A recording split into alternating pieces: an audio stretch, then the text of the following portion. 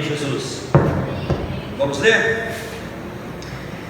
Aqui Daniel está dizendo: estando eu ainda falando e orando e confessando o meu pecado e o pecado do povo de Israel, e lançando a minha súplica perante a face do Senhor meu Deus, pelo monte santo do meu Deus, estando eu ainda falando na oração. Então Daniel está orando aqui, olha o que acontece. O homem Gabriel, que eu tinha visto na visão ao princípio, veio voando rapidamente e tocou-me a hora do sacrifício da tarde. Ele me instruiu e falou comigo, dizendo: Daniel, agora saí para fazer-te entender o sentido. No princípio das tuas súplicas saiu a ordem, e eu vim para te declarar, porque és muito amado. Considera, pois, a palavra e entende a visão. 70 semanas estão determinadas sobre o teu povo e sobre a tua cidade santa, para cessar a transgressão e para dar fim aos pecados, e para expiar a iniquidade, e trazer a justiça eterna, e selar a visão e a profecia, e para ungir o Santíssimo. Sabe e entende, desde a saída da ordem para restaurar e para edificar a Jerusalém até ao Messias, o príncipe. Haverá 7 semanas e 62 semanas. As ruas e o muro se reedificarão, mas em tempos angustiosos. E depois das 62 semanas será cortado o Messias, e 2 semanas será cortado o Messias, mas não para si mesmo. E o povo do príncipe que há de vir destruirá a cidade e o santuário, e o seu fim será como uma inundação, e até o fim haverá guerra, e estão determinadas as assolações. E ele firmará aliança com muitos por 1 semana, e na metade da semana fará cessar o sacrifício e a oblação, e sobre a asa das abominações virá o assolador, e isso até a consumação, e o que está determinado será derramado sobre o assolador. Amém? Vocês perceberam que é uma linguagem bastante apocalíptica esse trecho, né? Porque ele está falando justamente do final, né? Está falando sobre a volta de Jesus, a vinda de Cristo, enfim. Vamos orar a Deus agora para que o Senhor nos dê entendimento dessa palavra que nós vamos ministrar, em nome de Jesus. Pai, quero te agradecer nessa noite pela sua palavra. Fala, Deus, ao nosso coração. Nós colocamos diante do Senhor as nossas vidas, e que essa palavra possa ser vida no nosso coração, em nome de Jesus, amém e amém. Irmãos, na semana passada nós falamos, a primeira parte desse capítulo, né, que Daniel fez uma oração poderosa diante de Deus, e Deus então ouviu a oração de Daniel. E esses versículos que nós acabamos de ler, igreja, é a resposta de Deus à oração de Daniel. Deus trouxe revelação. Ele está falando aqui a respeito da vinda de Jesus. Ele está falando aqui coisas muito importantes para nós. Gabriel, ele veio para Daniel para dizer o seguinte: olha, a oração que você fez foi ouvida desde o primeiro dia. Deus ouviu a sua oração. Deus ouviu aquilo que estava no teu coração. Que lindo isso, não é? Nós sabemos que aquilo que você fala lá em secreto na tua casa, às vezes de portas fechadas, às vezes no banheiro tomando banho, às vezes ali na sua cama, de joelho, você está ali falando para Deus das suas necessidades, e Deus está anotando todas as suas necessidades. Deus está anotando, e é só uma questão de aguardar, porque Deus já ouviu a nossa oração. Deus já ouviu aquilo que nós colocamos diante dele. E Daniel, aqui nós vimos na semana passada, que ele tinha orado a Deus para que Deus transformasse a vida do povo, para que Deus, sabe, aquecesse o coração do povo. É muito ruim quando você vê cristãos frios espiritualmente, né? Você olha para o cristão, e aí quando uma pessoa está fria espiritualmente, ela culpa o pastor, ela culpa a igreja, ela culpa fulano, ela culpa o cigano. Ela nunca olha que ela que está se separando de Deus, ela que está se distanciando de Deus. Porque quando você é um crente cheio do Espírito Santo, aonde você estiver você faz a diferença, aonde Deus te colocar você brilha. Então você não depende do ambiente para ser uma bênção, você é uma bênção em qualquer lugar. É isso que Deus quer fazer. Se você é um cabeleireiro, você vai ser um cabeleireiro para a glória de Deus. Se você é um professor de inglês, você vai ser um professor para a glória de Deus. Então não é o ambiente que faz as pessoas, são as pessoas cheias do Espírito Santo é que faz a diferença. Daniel era um cristão isolado, numa sociedade corrompida, num lugar totalmente, vamos dizer assim, pagão. Eles não acreditavam em Deus, mas Daniel fez a diferença naquele lugar. Daniel disse: não, se eu estou aqui, se eu sou escravo, se eu fui deportado para o povo de Deus, então eu serei luz no meio das trevas, eu vou fazer a diferença naquele lugar. Amém. E o anjo então veio para Daniel dizendo que a oração dele foi ouvida, que o clamor que ele tinha feito foi ouvido, e que Deus então iria mudar a condição espiritual do povo e visitar a cidade santa, a cidade de Deus. E ele veio então, o anjo Gabriel, em resposta da oração.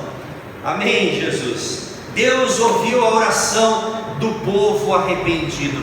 Quando nós nos arrependemos, quando nós nos humilhamos diante de Deus, Deus ouve a nossa oração. Quando você clama a Deus, sabe, quando uma mãe chora por um filho, quando um cristão clama a Deus, os céus estão abertos para ouvir a sua oração. Deus ouve a oração dos seus servos. Amém? A Bíblia diz no livro de Tiago, como eu gosto desse versículo, Tiago 5,19, que diz que muito pode a oração. Vamos lá, como que é o versículo? Muito pode em seus efeitos. Muito pode a sua oração, Amanda. Quando você dobra o seu joelho, quando você senta na sua cama para orar, o céu está ouvindo a sua voz chega diante do Senhor. Quando você clama, Lucas, diante do Pai, você pode ter a certeza que Deus está te ouvindo. Então nunca deixe de apresentar diante de Deus. Se tem alguma coisa hoje na sua vida que está deixando você inquieto, que está deixando você perdendo sono, que está deixando você impaciente, é a hora de trazer isso diante de Deus em oração. Não andeis ansiosos por coisa alguma, antes façam súplicas. E a Bíblia diz para a gente orar fazendo súplicas diante de Deus. Pessoas ansiosas são pessoas que não estão orando. Todas as vezes que você se pegar ansioso por alguma coisa, preocupado, eu quero dormir, o mundo acabar. Você entende? Porque quando você ora ao seu Deus, naquele momento Deus está anotando a sua oração. Irmãos, sabe por que é importante a gente orar a Deus? E Daniel é um baita de um exemplo para nós aqui. Vocês lembram que quando Daniel está orando no começo do capítulo, igreja? Quando Daniel está orando, vocês lembram que ele falou: Deus, lembra da tua palavra. A tua palavra disse isso, Senhor, que se seu povo clamasse, se seu povo se arrependesse, se seu povo caísse diante da sua face, o Senhor iria restaurá-lo, o Senhor iria atender a oração do povo. Sabe o que Daniel estava orando? Diga comigo assim: Daniel estava orando a palavra. Daniel estava orando a palavra. Eu quero dizer, eu vou dizer algo revelador para você aqui nessa noite. Não deixe de orar sobre nenhuma questão da sua vida. Sabe por quê? Porque Deus, na sua palavra, anota isso que eu vou te falar. Deus, na sua palavra, na palavra dele, se colocou na obrigação de responder a sua oração. Você sabia disso? Deus se obrigou através da sua palavra a ouvir a sua oração. Então você pode orar, será que Deus está me ouvindo? Ele está ouvindo, porque Ele se colocou nessa condição de ouvir a nossa oração. Pois bem, agora vamos aqui para o nosso texto, vamos continuar aqui. Eu quero olhar para esse texto, 3 coisas importantes que eu quero destacar, só 3 coisas essa noite. Primeira verdade que eu quero ressaltar aqui, que Deus revelou através do anjo Gabriel para Daniel, que Deus virá em resposta ao seu povo, que Deus visitará o seu povo.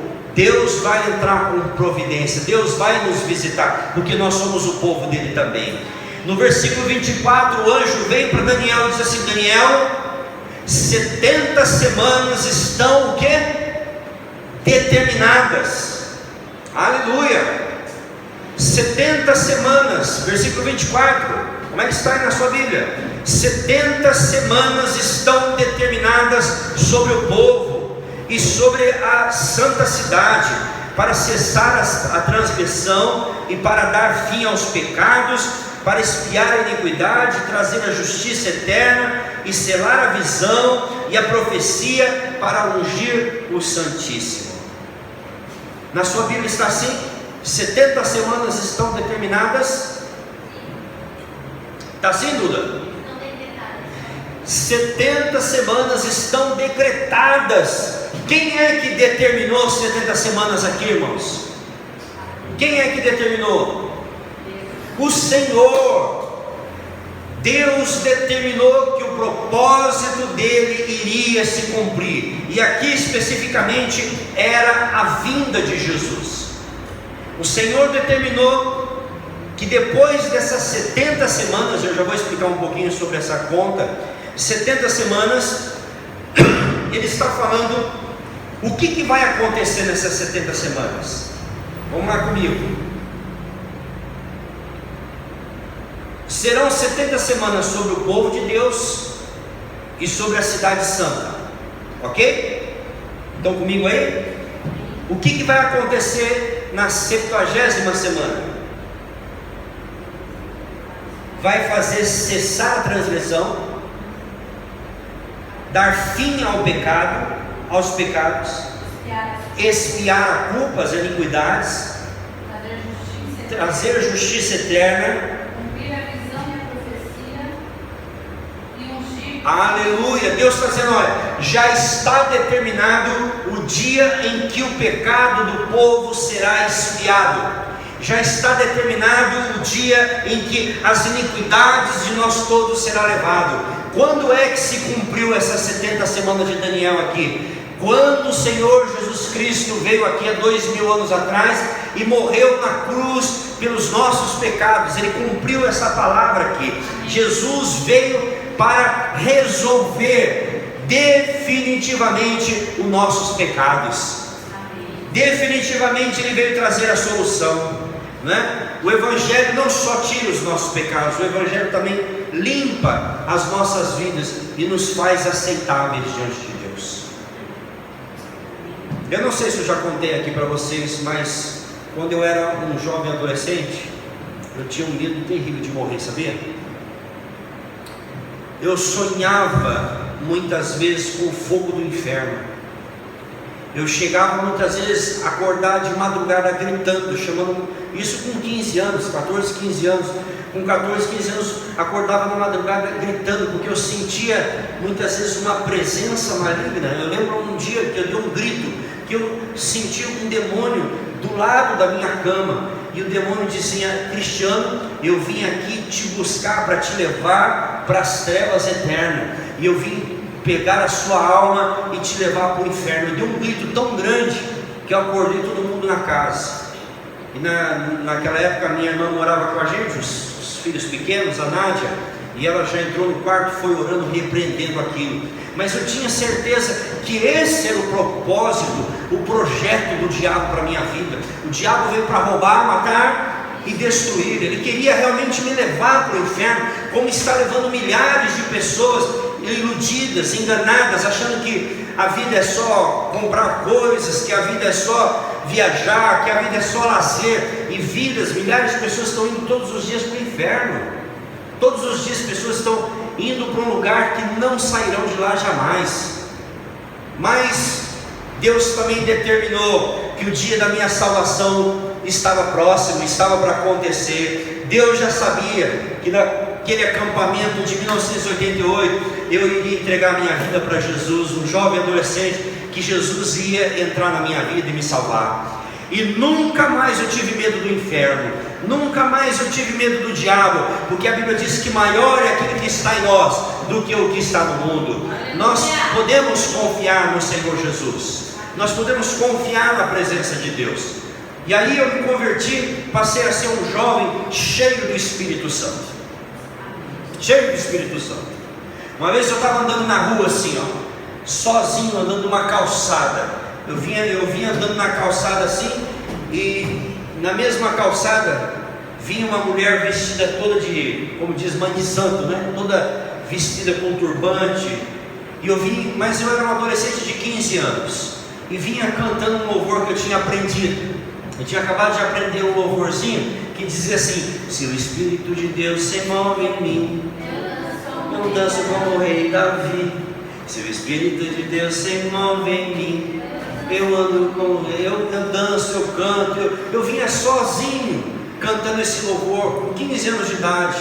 E aquela mulher veio na minha direção. Eu não estava cantando alto, eu estava cantando para mim, mesmo que eu sou desafinado, não ia querer passar vergonha. Aí eu estava cantando. Na hora que aquela mulher passou perto de mim, ela caiu possessa, endemoniada. Na hora que ela cruzou do meu lado, ela caiu possessa, endemoniada. Por que isso, irmãos? Porque se o Espírito de Deus está em você, o diabo sabe que você pertence a Deus. Ele sabe que você é marcado pelo sangue da aliança. Ele sabe que você é marcado, que ele não tem poder mais sobre a sua vida. É por isso que diz o texto aqui, que quando Jesus viesse, ele ia fazer cessar a transgressão, ia dar fim ao pecado, iria expiar o nosso pecado, iria trazer a justiça eterna. Amém, Jesus? Jesus é a justiça perfeita. Jesus, e essa justiça foi imputada sobre nós.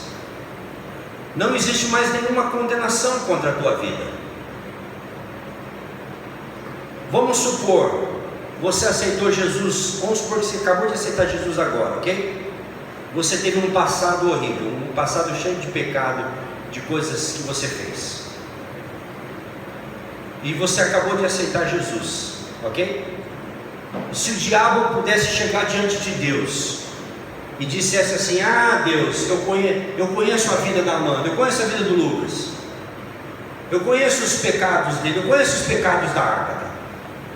Se você acabou de aceitar Jesus, ou se você recebeu Jesus como seu Salvador, sabe o que Jesus ia dizer para o diabo? Bom, não há pecado. Exatamente isso. Ele ia dizer assim: quais pecados? Eu não sei do que você está falando. Porque a Bíblia diz que quando nós recebemos a Jesus, Ele nos transforma e nós ficamos mais limpos do que a neve, mais brancos do que a neve. Nós ficamos totalmente purificados. E a Bíblia diz que não há mais condenação para aqueles que estão em Cristo Jesus. Essa é a vida do salvo. Nós podemos andar de cabeça erguida, porque Jesus pregou na cruz todos os nossos pecados. Amém. Nenhuma condenação. Sabe o que Paulo diz em Romanos capítulo 8? Sabe o que Paulo diz em Romanos 8? Quem tentará acusação contra os escolhidos de Deus? Pois é Cristo quem os justifica. Quem os condenará? Porque eu estou bem certo que nem a morte, nem a vida, nem anjos, nem principados, nem qualquer criatura, quer do presente ou do porvir, poderá nos separar do amor de Deus em Cristo Jesus. Nós estamos limpos diante do Senhor, purificados pelo sangue. E sabe o que a Bíblia diz? Que cada um de nós agora somos sacerdotes de Deus. Você sabia que você é um sacerdote? Olha, no Velho Testamento, se você quisesse perdão dos seus pecados, sabe o que você tinha que fazer? Eu estou estudando o livro de Levíticos por conta, né? E se você pegar o livro de Levíticos, você vai ver isso, que se você quisesse o perdão dos seus pecados, você tinha que levar um animalzinho até o sacerdote. Aí o sacerdote ia colocar sua mão sobre o animal e simbolicamente representava que a sua maldade iria recair sobre aquele animal puro, sem mácula, sem mancha, e Deus ia aceitar a inocência daquele animal como se fosse a sua inocência. Então toda vez que você quisesse se aproximar diante de Deus, você tinha que vir com um animalzinho. Era o maior comércio que tinha. Por isso que diz lá a Bíblia que Jesus tocou todo mundo do templo, porque está cheio de bicho lá vendendo, comercializando. E aí as pessoas traziam o seu animal para ser sacrificado, para sair de lá perdoados. Hoje nós não precisamos mais trazer animais.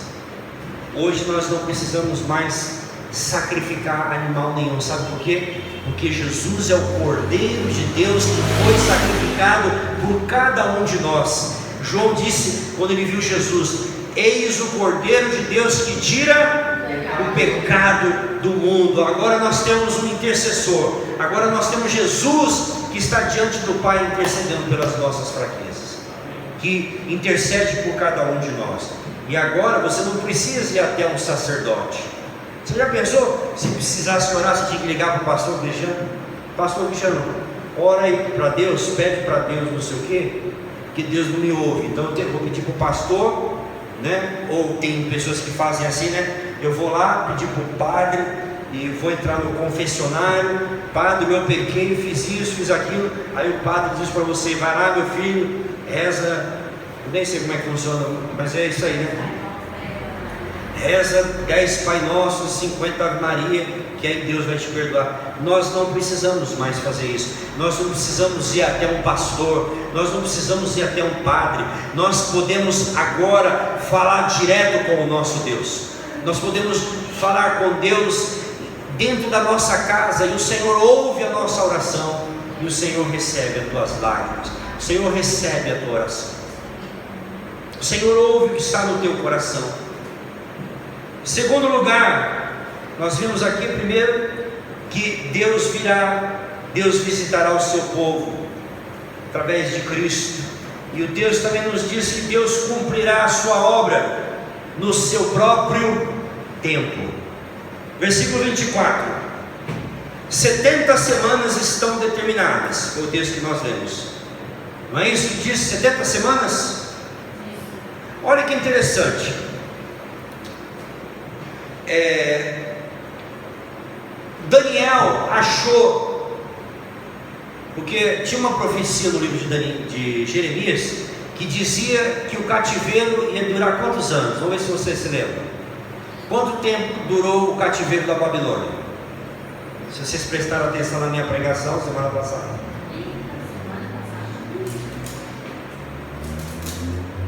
O Lucas e a Amanda ainda tem um perdão, porque eles não estavam aqui. Quantos anos demorou o cativeiro babilônico? 70 anos. 70 anos, ok? 70 anos. Hã? Então o que Daniel pensou? Daniel pensou, e faltava mais ou menos uns 2 anos para acabar o cativeiro. Eles já estavam lá, Daniel já estava com 80 e poucos anos, e eles acharam que já iam ser livres. Por quê? No livro de Jeremias, e a Agatha gosta desse texto bastante, Dudu também, acho que todo cristão gosta, né?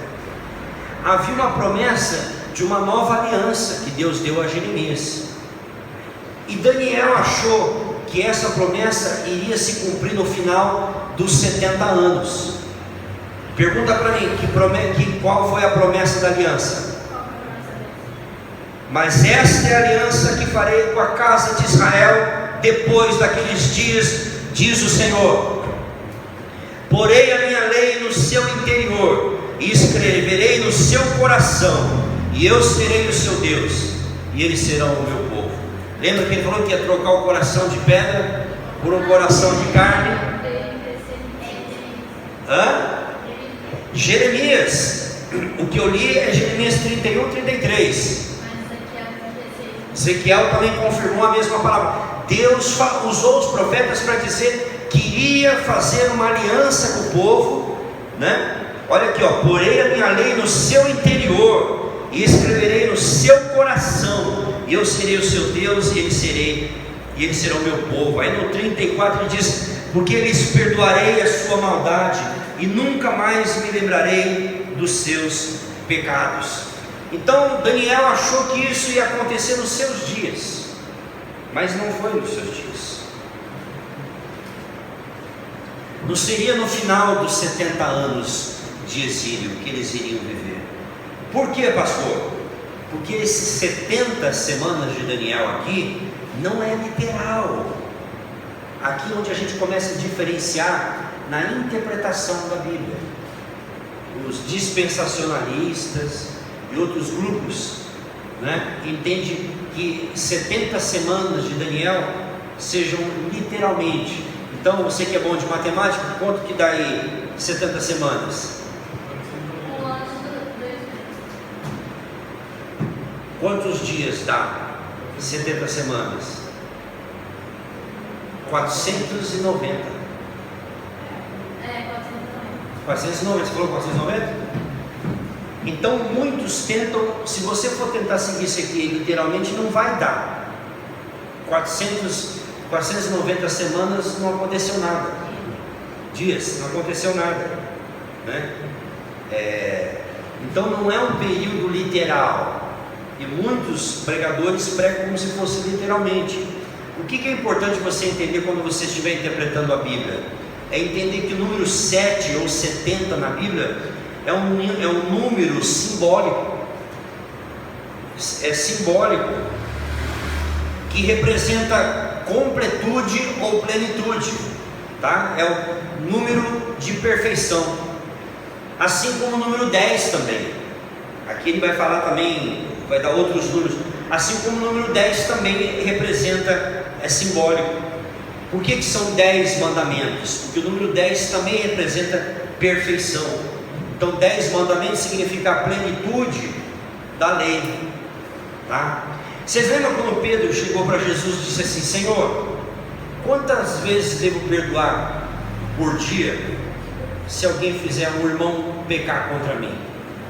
7 vezes?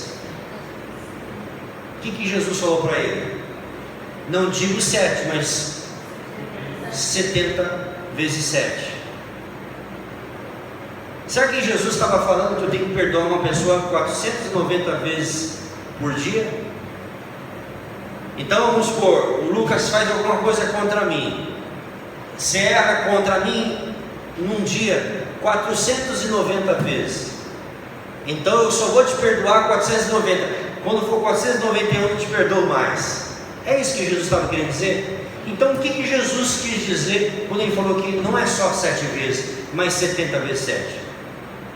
Ele está dizendo que o perdão tem que ser uma coisa disponível no teu coração. Não tem como você computar. Quem perdoa não faz conta. Quem perdoa não fica fazendo matemática. Quem perdoa, perdoado está. Sabe aquela pessoa que fala que te perdoa, depois joga na sua cara? Então ela não te perdoou. Perdão é amnésia. Perdão é você dar uma folha em branco para a pessoa, para que ela possa ter uma nova oportunidade de novo na sua vida. Perdão é isso. Quando é que Jesus jogou na sua cara os seus pecados? Quando é que Jesus joga na nossa cara? Quem é que nos acusa? É Jesus ou é o diabo? É o diabo que é acusador. Deus, ele não acusa, ele não joga. Porque ele, como nós lemos lá no texto de Jeremias, nunca mais me lembrarei das suas iniquidades. Olha que Deus maravilhoso. A Bíblia fala sobre o mar do esquecimento. Ele vai jogar os nossos pecados no mar do esquecimento. Você já viu isso aí? Mar do esquecimento? Eu não sei onde fica esse mar aí, mas tudo que cai ali desaparece. Tem um pastor que diz o seguinte: além de ser o mar do esquecimento, ainda tem uma plaquinha lá dizendo: é proibido pescar. Não pode pescar no mar do esquecimento. Então Jesus está falando, não perdoe só 7 vezes, mas 70 vezes 7. Quer dizer, tenha sempre uma atitude infinita de perdão. 70 semanas de Daniel está falando, trata desse período que engloba todo o período da história, do momento que Daniel estava ali, né, até a chegada do reino dos céus. Deus iria cumprir o seu propósito na história, né, porque o tempo é de Deus. Bem, o que eu aprendo com 70 semanas de Daniel? Ao invés de ficar fazendo conjectura, tentando fazer cálculos, nada disso. O que é importante para mim e para você é saber o seguinte: que Deus tem um tempo determinado para os seus propósitos. E isso para nós é muito importante, sabe? Porque a gente vive num tempo do instantâneo. Pó de café, instantâneo. Micro-ondas, instantâneo. O que mais? Vocês são... Lá nos Estados Unidos, se comprava, no mercado lá eu comprava, horrível por sinal, purê de batata instantâneo. Vem em pó, você só joga uma água quente e vira um purê. Horrível. Miojo, macarrão. Eu lembro quando começou, a gente começou a ter micro-ondas, todo mundo achava assim maravilhoso. Você punha 1 minuto, ia lá fazer alguma coisa, quando voltava. Hoje 1 minuto do micro-ondas já está demorando, né? A gente quer que seja mais rápido que isso. Não sei aqui, mas lá em São Paulo tem muito prédio, muita empresa, e às vezes a pessoa vai lá, aperta o botão para chamar o andar, aí acendeu aquela luzinha, ela vai e fica tec, como se aquele botão respondesse mais rápido. Tem elevador que descobriram que as pessoas têm essa compulsão, inventaram um botão só para a pessoa apertar e ela sentir um alívio. Gente, outro dia eu estava no semáforo, eu vou falar para vocês, o farol abriu, farol, né, vermelho e tal, o farol abriu. Na hora que o farol abriu, o cara que estava atrás de mim buzinou. Como é que o cara buzina menos de 1 segundo?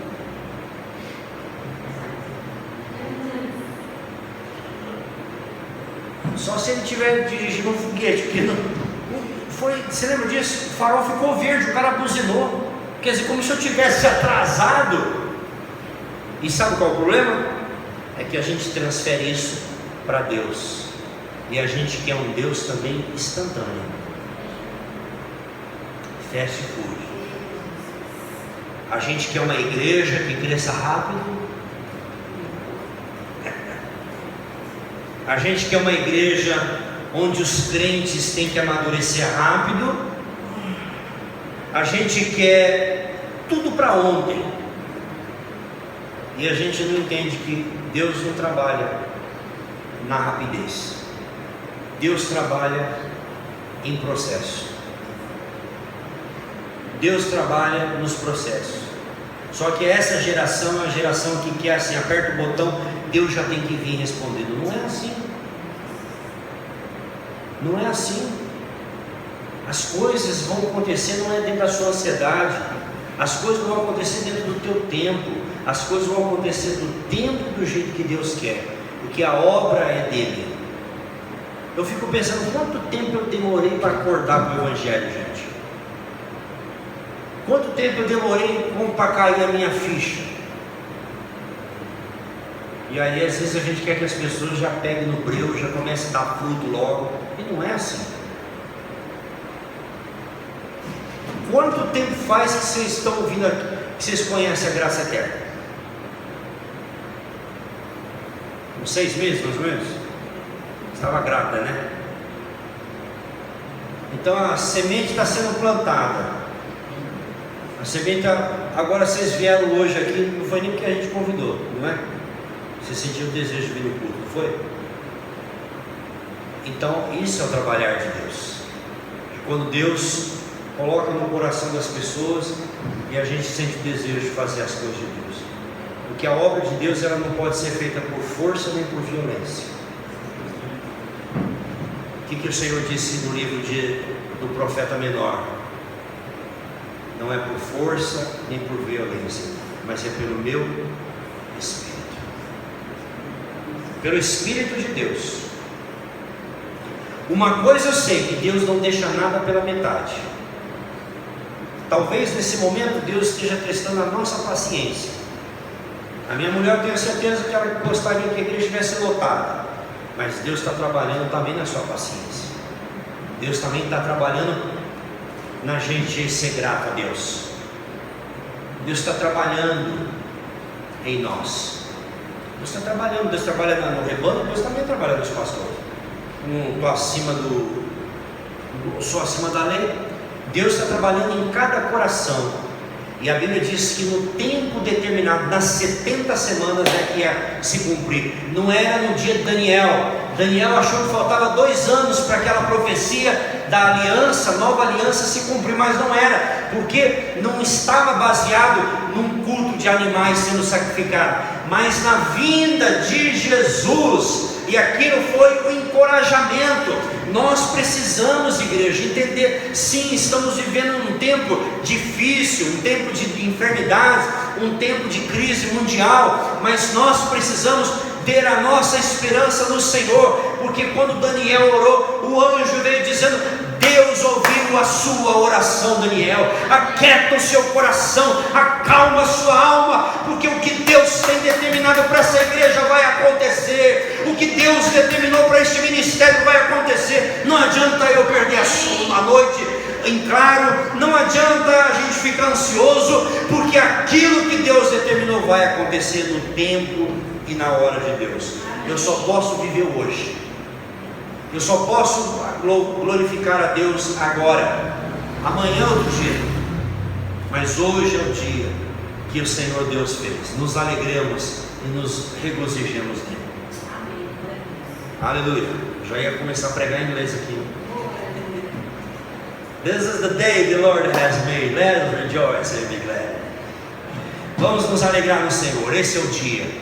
Eu nem sei se eu vou chegar amanhã, segunda-feira. Então esse é o dia que Deus me deu, amém? E hoje é o dia. Abraça tua mulher, abraça seu marido, dá um beijo no filho, porque é hoje que você tem, é hoje que nós temos. O amanhã está na mão do Senhor. Paulo diz assim: estou bem certo que aquele que começou a boa obra,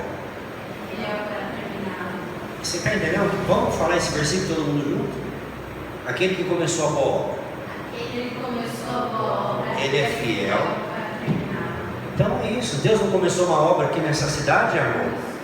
Deus não começou uma obra nessa igreja, e Ele vai concretizar. Não por causa de nós, mas porque Ele é fiel. Nós só temos que estar na posição, no lugar que Deus quer que a gente esteja. Nós somos garçons de Deus. A história está aqui, preparando o banquete, servindo, e a obra vai ser feita pelo Senhor. Eu lembro uma vez que eu estava na igreja triste, isso tem muitos anos atrás. Uma das vezes que eu estava triste, meu coração quebrado. Falei: Deus, eu estou me sentindo só, eu estou me sentindo, Deus. Tinha saído da igreja um povo, e aquilo me deixou muito triste. Sua igreja passou por isso também, não passou, João? Várias vezes, olha que ele falou, várias vezes. E saiu, foi logo uma multidão, né? 70 pessoas saíram de uma vez. E o coração, eu tenho certeza, eu estava no culto triste. Na hora que eu abro os olhos, sobe 2 pastores, o Todd e um amigo dele que subiu, era uma escada, eles subiram, o pai do Daniel, né? Os 2 subiram. E na hora que eles vieram lá, era um culto à noite, os 2 vieram.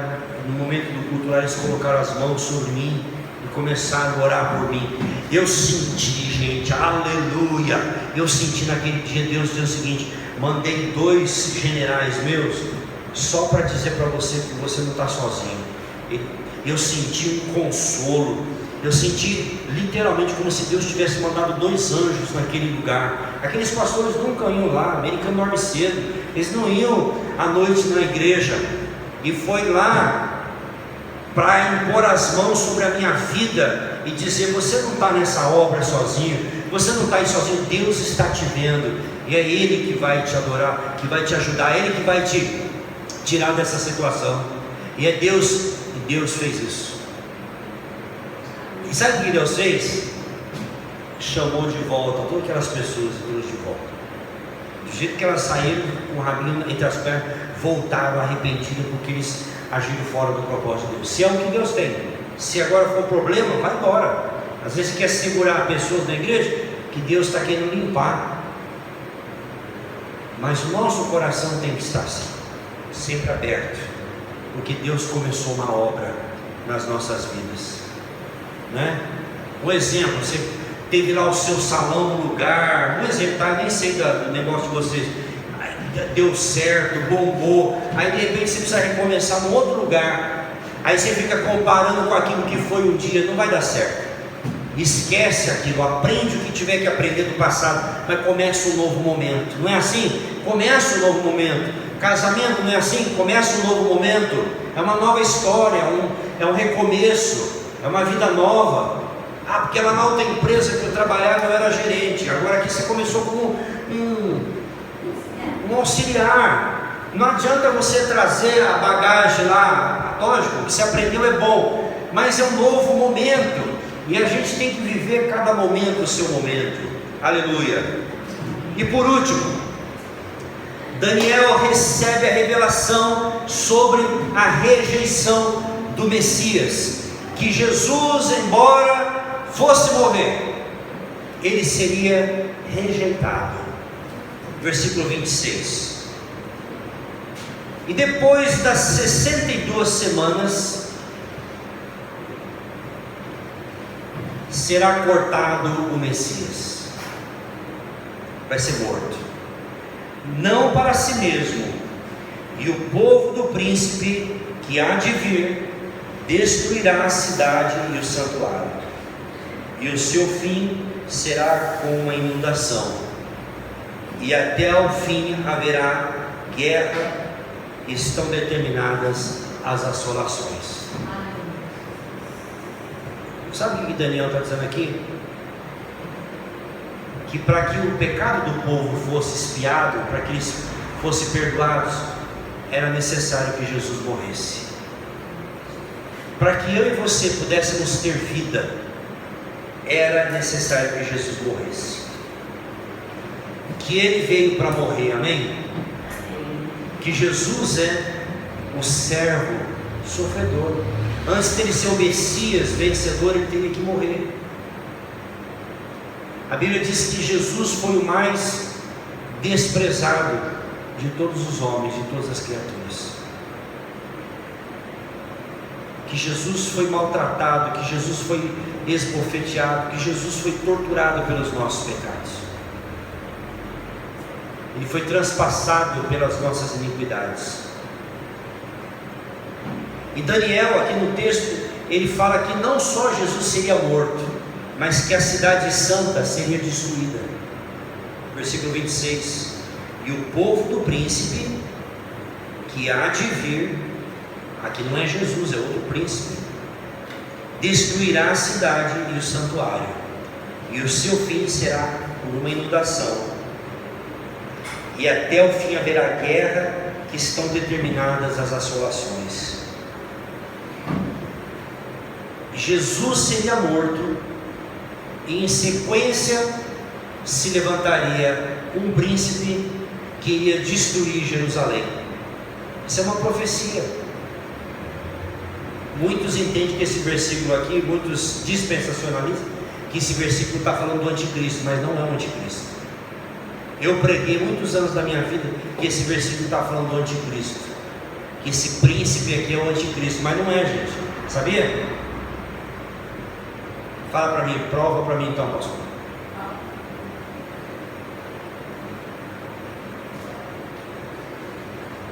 Né? Por causa do versículo 27, e ele firmará aliança com muitos por uma semana. Quem é que vai firmar uma aliança por uma semana? Lembra que uma semana é um número simbólico, não é 7 anos como as pessoas entendem. Né? Durante muitos anos eu preguei que eram 7 anos de tribulação. Não é isso que o texto está falando. e na metade da semana fará cessar o sacrifício. Quem é que fez o sacrifício do templo cessar? Quem foi que rasgou o véu do alto acima abaixo, gente? Quem é que fez cessar os sacrifícios? Jesus. Esse texto não está falando do anticristo. Esse texto está dizendo ainda de Jesus. Só que logo em seguida, sobre a asa das abominações virá o assolador, e isso acontecerá até a consumação. E o que está determinado, está determinado. Abra sua Bíblia lá em Lucas, para a gente terminar. Lucas 19. Jesus dá uma profecia aqui muito forte.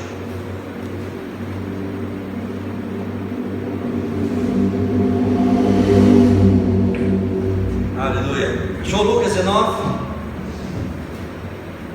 Vamos ler o versículo a partir do 41. Esperar os irmãos ali. Não é fácil não, segurar bebê e virar Bíblia, né? Só a mãe mesmo consegue fazer, ter essa habilidade. Eu já tinha derrubado a criança. É um dom, né, Lucas? É um dom que as mulheres têm, né? Tá com a criança aqui balançando e mexendo no feijão. Meu Deus, eu colocaria a criança ali na panela. Cada um fica quietinho, né? Cada um tem o seu dom de Deus, né? Glória a Deus pelas mães. Vocês são incríveis. Ó, o 41.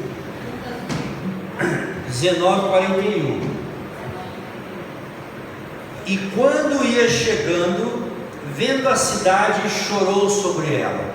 Então imagina Jesus, que era judeu, que ele veio para os seus. Ele vai chegando, João, perto da cidade, e a Bíblia diz aqui que ele chora, ele vai chorando. E olha o que ele diz no versículo 42. Ah, se tu conhecesses também, ao menos neste teu dia, e que a tua paz, o que a tua paz pertence, mas agora isso está encoberto aos teus olhos. Porque dias virão, olha a profecia de Daniel, porque dias virão sobre ti, Jerusalém, né? Em que os teus inimigos, o que eles vão fazer?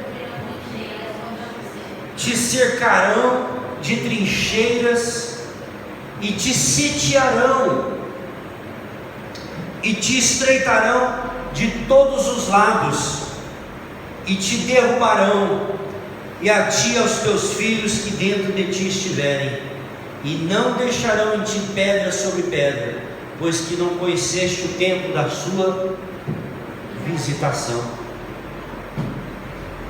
Como é que está a sua Bíblia aí? Oportunidade. Jesus veio e os judeus perderam a oportunidade, e se cumpriu essa palavra de Daniel, que disse: e o Messias será cortado, e o povo do príncipe, deixa filmar, e o povo do príncipe que há de vir destruirá a cidade e o santuário. Que povo do príncipe é esse? Os romanos. No ano 70 depois de Cristo, o general Tito, que depois se transformou no imperador Vespasiano, sitiou. Você sabe o que é sitiar uma cidade? É diferente de invadir uma cidade. Você já ouviu falar em sitiar? Sim, mas qual é o conceito de guerra? Quando você sitia uma cidade, sabe o que significa? Que ninguém entra e ninguém sai. Significa que não chega comida dentro da cidade. Chega uma hora que o alimento lá vai acabar. Sabe o que as pessoas começaram a fazer no ano 70 depois de Cristo? Comer pessoas. Os romanos sitiaram, ninguém entrava, não chegava alimento. A gente fala dos caminhoneiros, né, como são importantes. Greve do caminhoneiro, o que acontece com a cidade? Não entra em caos? Porque não chega alimento. As verduras, os legumes, as carnes, acaba os estoques. Essa foi a estratégia que muitas vezes era usada em guerra antigamente. Os judeus começaram a morrer de desnutrição. Ninguém entrava e ninguém saía. Foi uma destruição tão grande, tudo porque eles rejeitaram Jesus. Jesus falou: a vossa casa ficará deserta. Jerusalém, Jerusalém, que mata os seus profetas e aqueles que te foram enviados. Quantas vezes eu quis juntar vocês como a galinha junta os seus pintinhos, mas não quiseste. Eis que a vossa casa ficará deserta. Eles fecharam a porta à oportunidade, e Jesus foi embora. Eles mataram Jesus, como diz o livro de Daniel aqui. Esses versículos têm que estar dentro da sua cabeça. Depois das 62 semanas será cortado o Messias, mas não para si mesmo. E o povo do príncipe, que há de vir, destruirá a cidade e o santuário, e o seu fim será como uma inundação, e até o fim haverá guerra, e estão determinadas as assolações. Foi um momento de tamanha destruição em Jerusalém. Sabe que Jesus falou que não ficaria pedra sobre pedra, não é isso? Sabe o que os romanos fizeram? Os romanos, porque tinha ouro dentro do templo, eles tacaram fogo dentro do templo, e o ouro ia derretendo. Tem o menorá, aquele castiçal, que ele é todo feito de ouro. Tudo aquilo foi derretendo, e o ouro foi derretendo e foi descendo nos filamentos, como é que fala? Nas juntas, né? Das pedras dentro do templo. O ouro foi escorrendo. Sabe o que eles faziam? Eles arrancavam as pedras do templo. Por isso que Jesus falou que não ficaria pedra sobre pedra, porque eles queriam pegar o ouro derretido. Ali no Santo do Santo, onde se adorava o Senhor, eles sacrificaram um porco, que é um animal imundo para o povo de Israel, para o judeu. Então se cumpre essa palavra de Jesus. Amém? E Jesus, no 27, ele firmou uma aliança com muitos por uma semana. Agora essa semana representa do momento da morte de Jesus até a sua segunda vinda. Amém? Nós estamos vivendo essa semana aqui simbolicamente. Na metade da semana fará cessar o sacrifício e a oblação. Jesus já fez isso morrendo na cruz. E sobre as asas da abominação virá o assolador. Agora sim, ele está falando do anticristo, que virá o anticristo. Isso até a consumação. E o que está determinado será determinado sobre o assolador. E a Bíblia diz que Jesus matará o anticristo com o sopro da sua boca. Amém? Amém. O que nós estamos vendo, gente? Esse é o tempo foi o tempo da visitação que eles jogaram fora. Nós não podemos nunca desprezar ou jogar fora o tempo da visitação de Deus. Tem um tempo de Deus na nossa vida. Muitas pessoas estão perdendo esse tempo. Quantas pessoas a gente já falou de Jesus que não quer? Nunca elas vão poder dizer para Deus que não teve oportunidade. Você sabe que vai ser uma das maiores dores e arrependimento das pessoas que vão estar no inferno, muitas. Elas vão se lembrar do dia que você falou de Jesus e que ela jogou fora. Fala, caramba, a oportunidade passou tão perto de mim e eu joguei fora. Por isso que a Bíblia diz: quando ouvires a voz do Senhor teu Deus, não endureça o seu coração. Hoje é um dia que as pessoas estão tendo oportunidade, mas vai chegar o dia que muitas pessoas vão ter que pagar com a própria vida para poder ouvir a palavra de Deus. As pessoas vão ter que pagar com a própria vida, porque infelizmente a Bíblia fala que os dias que virão sobre a terra serão dias de muito engano, e será dias também onde Satanás levantará o anticristo, que vai arrastar milhões e milhares de pessoas. E sabe uma coisa? Uma das estratégias do anticristo vai ser milagres. Ele vai fazer milagres. E aquelas pessoas que estão indo atrás de milagres vão ser enganadas. Se você não quer ser enganado pelo anticristo, seja um cristão Bíblia. Seja um cristão firmado na palavra. Porque infelizmente nós estamos vivendo tempos onde as pessoas estão indo atrás do homem, onde as pessoas estão indo atrás de profeta. Muitas dessas pessoas vão ser enganadas, sabia? Até crentes vão ser enganados, porque elas não estão atrás da verdadeira palavra, mas estão atrás de promessas de homens, em nome de Jesus. Mas que nós sejamos os que estarão firmes na presença do Senhor. Amém. Em nome de Jesus. Você pode orar comigo agora para a gente terminar este culto?